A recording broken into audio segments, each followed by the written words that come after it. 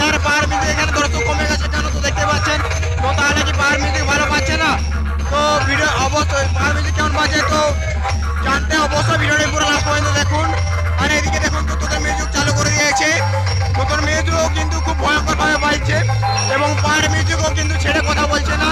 তো চলুন তাহলে ভিডিওটি ফুল ওয়াচ করতে থাকুন, তাহলে বুঝতে পারবেন যে কোন মিউজিক ভালো বাজছে। তো চলুন তাহলে তোদের মিউজিকের সামনে যাওয়া যাক, গিয়ে দেখা হচ্ছে তোদের মিউজিক কী কী মেশিন সেটআপ আর কী বক্স নিয়ে এসে তার। চলুন তাহলে সামনে যাওয়া যাক। তো দেখতে পাচ্ছেন চারিদিকে দর্শক ভর্তি হয়ে গেছে। তো চলুন তাহলে তোদের মিউজিকের সামনে যাওয়া যাক, সামনে গিয়ে দেখা হচ্ছে তোদের মিউজিক পাওয়ার মিউজিক সঙ্গে টক্কর দিতে পারবে কি পারবে না।